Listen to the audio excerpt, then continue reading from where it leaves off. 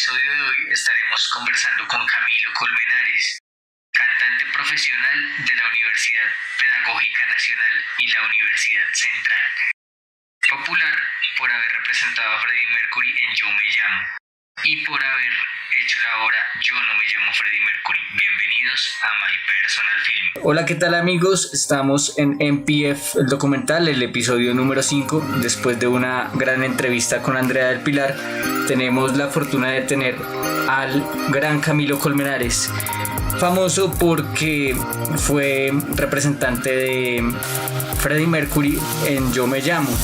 Camilo, ¿cómo estás? ¿Cómo estás? Muy bien. No soy famoso todavía. Soy popular. Okay. Soy en camino de la fama. Camilo, coméntanos cuál fue tu primer contacto con la música.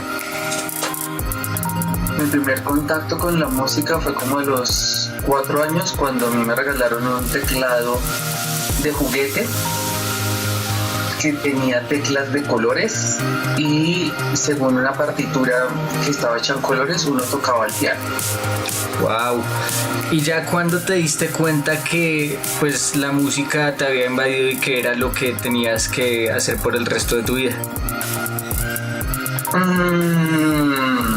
Ya muy grande, estando realmente como en el primer semestre de universidad, porque yo me había presentado a medicina, había pasado a la Universidad Nacional y por un tema de papelería que yo diligencié mal, me quitaron el cupo. Entonces yo iba a hacer como un semestre de algo que me gustara, y iba a hacer música, pero la idea era que yo me volviera para la escuela de medicina, porque igual le había pasado. Pero no, me quedé con la música. Yo no pensaba que iba a ser lo que quería hacer el resto de la vida. Simplemente se convirtió en un reto, y después cuando vi frutos de esos retos, y frutos como que yo de verdad sí podía tener una carrera, que yo sí podía cantar de verdad, que yo sí podía comprender el lenguaje de verdad, aunque me costó mucho porque mi bachillerato no fue musical, así que hice una carrera contratiempo para nivelarme a mis compañeros. Wow. Pero fue una cosa emocionante y utópica alrededor del mundo de la música, porque la academia es muy estricta y por un momento perdí disfrute para ganar conocimientos, y ahora pues ya estoy en un momento de disfrute y conocimientos. ¿Y ya en qué momento comenzó esto en serio? Coméntanos pues tu historia desde el principio hasta donde vas actualmente. ¿Comienza en serio a qué exactamente? O sea, ¿a vivir de la música? Sí, que tú digas, desde este momento ya comencé como tal a creérmela que ya esto era lo que estaba haciendo y comenzó esta historia en serio. Cuando estaba en la universidad, yo estuve en un montaje de zarzuela de la Fundación Jaime Mansur, y yo vi a una de las intérpretes pararse en el escenario con una fuerza, con una precisión, con una seguridad, con una experiencia, y eso me inspiró. Yo empecé a sentir que si ella podía hacer eso, yo también tenía eso dentro de mí, y que yo no lo tenía que ocultar, sino que lo debía dejar salir, porque eso siempre había estado en mí, muy reprimido. Y me paré a mi manera inmediatamente, y ahí lo disfruté tanto que dije, esto es lo que yo quiero hacer, de esto sí quiero vivir. ¿Por qué sentías que estabas reprimido? ¿Qué te hacía reprimirte en ese momento? Yo tenía muchos problemas de autoestima y de seguridad muy grandes, porque yo recibí una educación tan difícil en escuela evangélica, en colegios evangélicos. Y dentro de los colegios no hay como esos colegios, bueno, la mayoría de colegios, una pedagogía incluyente, tema de la diversidad sexual. Y yo, como muchos grandes músicos de la historia, soy homosexual. Y yo siempre estuve reprimido en mi ser, porque yo realmente creía que yo tenía algo equivocado dentro de mí, porque me lo dijeron en el colegio y me lo dijeron en la iglesia. Como yo no tenía más información, les creí. Pero cuando vino la música y la ópera, la posibilidad de cantar y abrir la voz en grande, eso para mí fue un llamado de atención a que la música no solamente era un saber técnico, sino iba a romper todos mis tabúes y mis creencias y cómo era la vida. Entonces, por eso era una persona reprimida y triste. Wow. No voy a culpar a la iglesia, porque no me corresponde culpar a nadie, porque yo fui responsable al tampoco haber investigado mucho de la vida. A mí me faltó mucho espíritu que empecé a dejar expandir cuando empecé a cantar. Wow, pero pues Imparable. tocas ahí un punto muy importante. ¿Cómo, cuando uno entra al mundo de la música, cómo hace ya cuando está en serio para enfrentar como esas dos presiones? Porque están las dos presiones, lo que tú muy bien dices y que a mí me encanta que pues cada vez pase más, porque pues se rompen esos tabús que habían en el siglo pasado, y la diversidad de expresión y el respeto por el ser humano, sin importar si te gustan las personas de tu mismo sexo, o si eres heterosexual, o si eres esto o lo otro. ¿Cómo hacer para aguantar esa presión que también tiene la música, que es que en el caso de muchos músicos, especialmente ahora los niños que hacen reggaetón, ser el Superman que supuestamente atrae a todas las mujeres? ¿Cómo hacer que eso no te afectara? Estás hablando con un músico de formación clásica del mundo del reggaetón. O sea, lo que quiero decir es que yo no conozco muy bien esos procesos. Ok. Sé que hay todo un tema de para la sociedad, de responder a unos estándares de belleza, de masculinidad, de feminidad, pero eso no tiene que ver solo con la música, eso tiene que ver con toda la sociedad. Eso no parece exclusivo de la música. Bueno, sí, tienes razón. Y creo que no necesariamente para hacer música hay que necesariamente se estudia.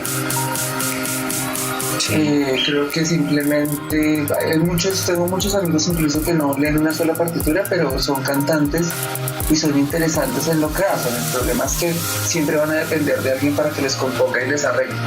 Claro. Y bueno, pues, la música no es excluyente de nadie. Es un mito que uno tenga que estudiar necesariamente para triunfar en la música. Para mí, ser cantante de ciertos géneros, como a mí no me gustan, para mí no representaría un triunfo. Como para otras personas sí representaría ser ingeniero de alimentos un gran triunfo. Eso es una cosa muy personal, muy subjetiva, pero a la música no le importa si uno es gay o no, si a uno lo consideran bonito o no. El lenguaje musical es universal, y quien quiera profundizar en eso pues encuentra satisfacciones que van no solamente más allá de un reconocimiento. Wow.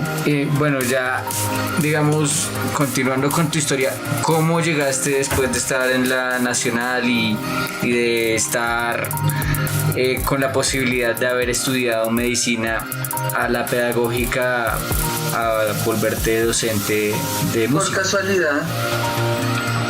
¿Por casualidad? yo dije, yo canto afinado, yo creo que yo podría pasar a la pedagógica. O sea, realmente es muy poco místico la cosa. A mí la música afortunadamente me alcanzó. No, yo nunca creí que iba a ser músico, la verdad. Wow. Y bueno, listo, saliste ya de la academia. Y ahí, ¿cómo continuó tu historia? ¿Qué proyectos? Yo empecé a cantar con la Ópera de Colombia.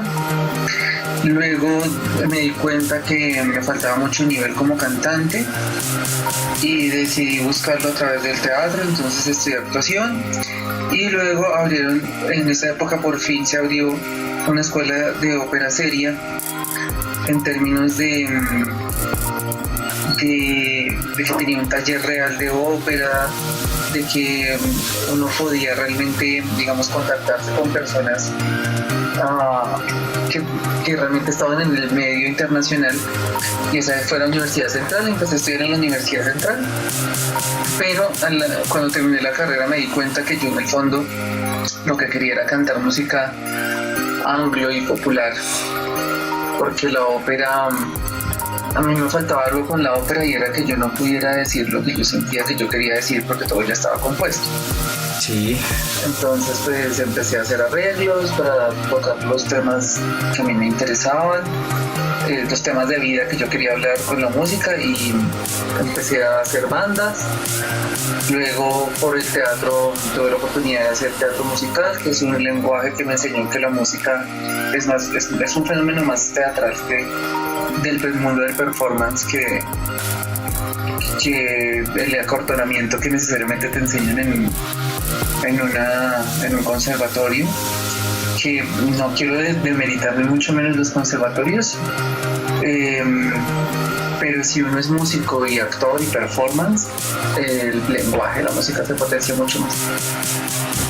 Wow, profundízame un poquito más sobre esa parte de la actuación, porque yo pues sí leía qué día y veía cosas tuyas y me parece que tienes en ese campo mucho talento, y pues lo que tú dices, al fusionar ambas cosas es un show espectacular. Sí, lo que pasa es que tradicionalmente en las academias, la academia separa el teatro de la música y la danza. De hecho, en su forma de representación es diferente, pero en su raíz es muy parecida en términos del manejo de la energía. De la energía del intérprete en el presente. Entonces, hacia dónde le direccionan, dónde está su peso, eso está en danza, eso está en música, eso está en todo. Wow. Pero, digamos, al menos en este país, en mi momento me tocó ver todo por aparte. Ya fue en mi experiencia pedagógica y individual que pues junté por lo menos dos de ellas, que fue el teatro y la música, y la música realmente, si no tiene un contenido escénico interpretativo, desde la instrumentación o el canto, puede sonar muy bonita pero no pasa nada. Y el teatro lo que te ayuda es como a explorar y profundizar las múltiples posibilidades que tiene un texto, entonces son lenguajes realmente muy comunes. El teatro musical y la danza, o mejor dicho, ¿tú crees que a una persona que haga teatro musical o que por el contrario haga danza le queda fácil pasar a la otra actividad? Es más fácil que un actor cante y sea músico, que un músico haga actuación. Eso no solo, sino en los disciplinarios. En los espectado, yo estuve 6 años con una dirección, veía el formato en la compañía de La Maldita Vanidad, y los retos actorales, es más fácil que lo acabo de decir, me acabo de olvidar. Es más fácil que que el actor cante que el músico actúe. Porque también, de alguna manera, en la música hay una trampita, y es que uno se puede esconder detrás, uno puede tocar el instrumento en modo automático y no estar presente. En el teatro es imposible. Wow. Y esa aventura por el teatro te llevó al punto de ser, pues, encarnar en un momento la obra de Yo no me llamo Freddie Mercury, o cómo llegaste a... Yo no me llamo Freddie Mercury es un espectáculo que no es un monólogo, que no es un concierto, que no es un stand-up, que es un performance. Que si vino por la experiencia que tuve en teatro musical. Mi experiencia en teatro musical no es una experiencia de teatro musical tradicional de Broadway. A mí no me interesa eso.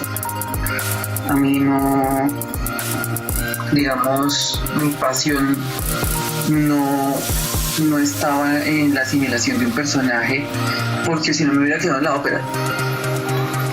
Wow. Yo lo que quisiera decir, cosas que yo quisiera decir. Uh-huh. Y entré a una compañía de teatro musical contemporáneo donde había temáticas que circundaban la región de Colombia, y ahí sí me parecía interesante. La verdad, no estoy demeritando el teatro musical clásico ni la gente que lo hace, porque es tremendo trabajo, pero pues yo aquí tengo otros intereses. Claro. Entonces, pues yo entré a una compañía de danza contemporánea que se llama La Resistencia, y ellos trabajan en una cosa que se llama Artes Vivas. Artes Vivas, yo vine a escuchar de ellas como hace unos 4 años, y es un planteamiento de estar en escena en donde la dramaturgia se rompe, sino que se construye a través de las luces, donde no hay textos hechos por un dramaturgo, sino que los textos surgen de las inquietudes, preguntas existenciales que tienen los músicos, los bailarines o los actores. Y yo de ese proceso pues me empecé a preguntar, porque yo no había visto ningún montaje de artes vivas que surgiera a partir de la música. Entonces yo llevaba mucho tiempo como estudiando a Freddie Mercury, porque me parecía que sus líneas melódicas eran muy parecidas a áreas de ópera. Y de ahí, de las preguntas de artes vivas más mi experiencia cantando a Queen, salió Yo no me llamo Freddie Mercury. Y tú me nombrabas hace un momento, cuando comenzaste a explicar lo de Yo no me llamo Freddie Mercury, que era un performance. ¿Cuál es la diferencia entre un performance y un estándar? El performance es un lenguaje de representación artística que tiene innumerables capas. Desde la plástica, desde el movimiento, desde la danza, desde la música, desde la voz, desde el teatro, o sea, hay muchas formas de representación. Incluso, por ejemplo, nos dice, este performance es de danza, este performance es de teatro, este performance combina tales lenguajes. Es un universo múltiple, donde pueden haber infinidad de temas, y no necesariamente se busca lo de un estándar, que por lo general el objetivo es llegar a la comedia y a la risa y al entretenimiento a través de la comedia. Eso no tiene una cosa que ver con la otra. Mucha gente que hace stand-up jamás estudió performance y teatro. Eso tampoco los hace malos, ni mucho menos. Son formas de estar en el escenario. Son diferentes. Unas pueden ser más inspiradoras y artísticas que otras pueden entretener. Y eso está bien. Wow, y también, pues, yo tengo la oportunidad de conocerte hace ya que como unos 8 años, más o menos. Uh-huh. Y yo me acuerdo, voy a contar una anécdota, que es que cuando yo estudiaba en La Guerrero, yo era muy malo en su momento para la parte gramatical por miedos y cosas. ¿Tú cómo haces? Pues lo digo por experiencia propia, para poder potenciar de esa manera que lo haces a los estudiantes que ante los ojos de otros no tendrían la capacidad de poder adquirir esos conocimientos y volverse competitivos en ellos? Pues lo que pasa es que yo aprendí de grande. Yo aprendí con todas las dificultades que un muchacho de 16 años que nunca estudió música a fondo le surgen cuando entra a un conservatorio en una escuela. Porque la universidad pedagógica, no sé ahora, pero en esa época era muy parecido a un conservatorio. Muy difícil, muy duro. Entonces yo con los años me di cuenta que entre yo menos me estresara como persona, iba a tener la cabeza más tranquila y la presencia más clara para poder asumir la música sin ansiedad. Eso lo dice un pedagogo musical que se llama Jackson Michael Cross, y es que los bloqueos a la hora de aprender la afinación y a la hora de sentir el ritmo y de expresarlo son más de orden de ansiedad, de orden de ideas, pensamientos, emociones, expectativas, y uno no está presente en la actividad por estar ansioso. Entonces, para mí lo más importante es un poco, sobre todo ahora, cuando enseño solfeo y canto, es que cada uno se aterriza al presente para que sienta mucho más fácil y fluido, porque la música no es excluyente. Lo que pasa es que hay mucha ansiedad alrededor, por las expectativas y por todo lo que se dice que es la música, que son muchas cosas y a la vez todo. Pero lo que sí puedo decir que sí es la música es que no es excluyente, porque todos tienen música por dentro. Es cierto. Camilo, tú, en cuanto a esto que hemos estado hablando de la educación, lo que me comentabas hace un momento del performance y tu experiencia, ¿tú nunca has pensado hacer como una charla o una serie de conversatorios donde pues puedas contarle esa experiencia y que pues la gente pueda enriquecerse de tus conocimientos y coger de ahí para poder potenciarse? Pues yo tengo unos talleres que yo diseñé a partir del movimiento, a partir de las sensaciones y de algunas herramientas teatrales, para enseñar a la gente caminos para conectarse con su propia música. Pero pues, normalmente hago estos talleres para grupos específicos y es como la forma de expresión de mi lenguaje. Entonces estoy como en eso. No he pensado en hacer como charlas ni nada de eso. Cuando sea más famoso. Ok. Tú en un principio, cuando comenzamos esta charla, tú me comentabas que pues todo comenzó con un piano de colores y pues de una manera que pues tú nunca pensaste que esto te llegara al nivel que estás hoy en día. ¿Podemos profundizar un poquito más sobre esa historia del piano de colores? Es que no hay mucho que decir, porque mientras mis papás nunca consideraran que yo podría ser músico o que la formación musical fuera de fondo importante, pues no pasaba nada. El piano se dañó y ahí quedó, yo no volví a tocar. Wow. Me parecía interesante, pero yo mismo estaba tan aturdido también con la cosa de tener que hacer tantas tareas como para agradar a la gente que me rodeaba. Yo no estaba pensando en si la música podía ser para mí o no. O sea, en mi niñez eso se perdió. Fue como hasta los 14, 13 años que mi mamá compró un teclado grande y me puso en una escuela a tocar organeta, en una cosa básica de acordes, porque yo ni siquiera leía, yo me aprendía las melodías de memoria porque nunca leí partitura, de verdad. Y ya, lo que sí hacía era cantar mucho. Yo me refugiaba mucho en el canto. Cantaba mucho terciopelados porque mi voz siempre fue la del adolescente aguda, entonces me quedaba fácil imitarla, Andrea. Y una amiga también me ponía a hacer voces en el colegio y yo tenía facilidad para crear voces. Yo sentía cuando algo era afinado y desafinado. Y tenía muy buenas habilidades de baile y rítmicas. Wow. Pero no es que... Sí, no. Mi vida no tenía nada que ver con la música en lo que yo me imaginaba que iba a ser en el futuro. Y actualmente, ¿qué proyectos tienes? Digamos, no sé, ¿quieres grabar algo como un disco? Estoy en la producción de un disco en español, que este año esperamos lanzar el sencillo.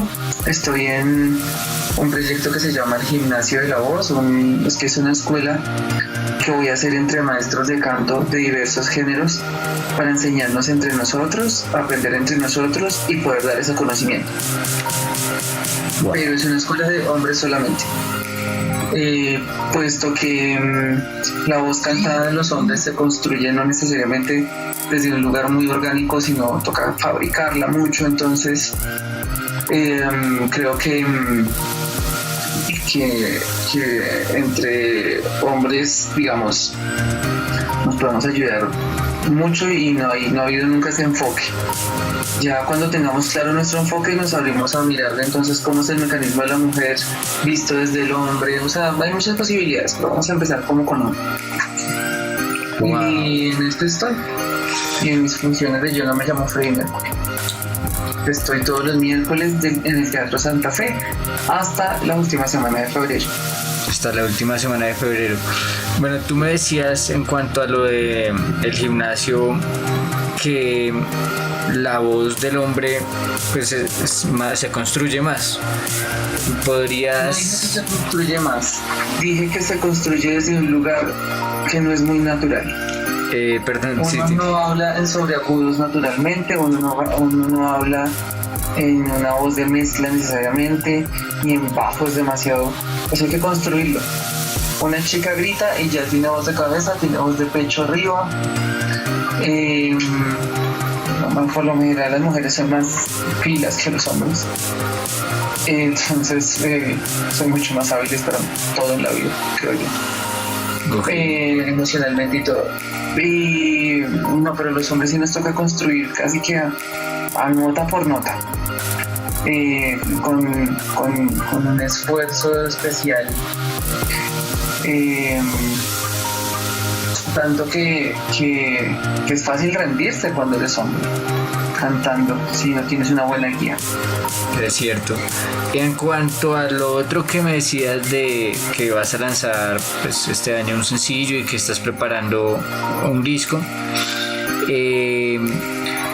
¿se puede saber cómo se va a llamar el sencillo? El sencillo se llama Hombre con Hombre. Es la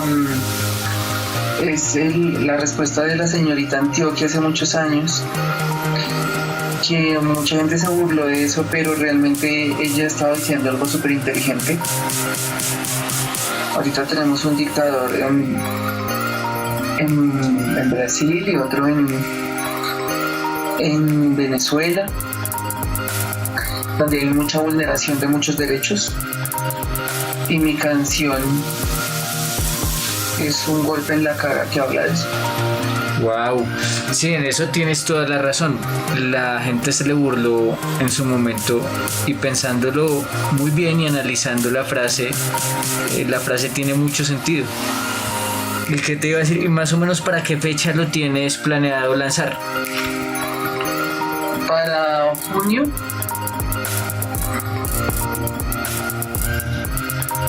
Junio más o menos. Ok. Prométeme que para ese entonces le hacemos un lanzamiento acá por Personal Film Script y le hacemos buena promoción. La idea Me es... parece lo máximo.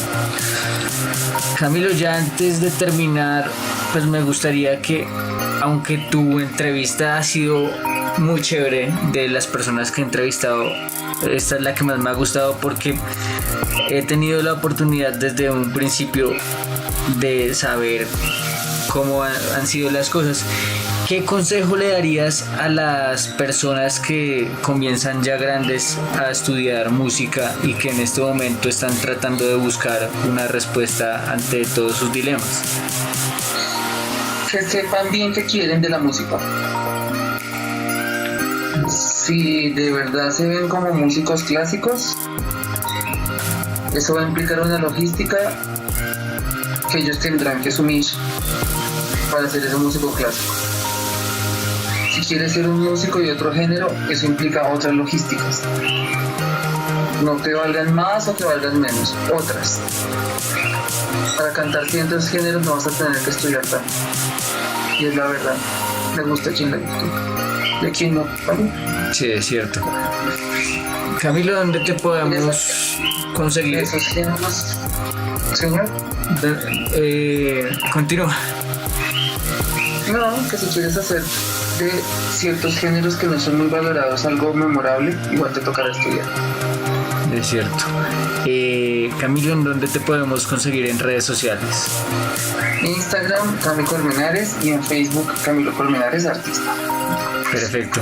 Camilo, muchas gracias por la entrevista y esperamos pronto escuchar ese sencillo que, pues, en lo que me estás contando, yo sé que promete mucho y que va a ser una cosa espectacular. Esperamos que sí, así será.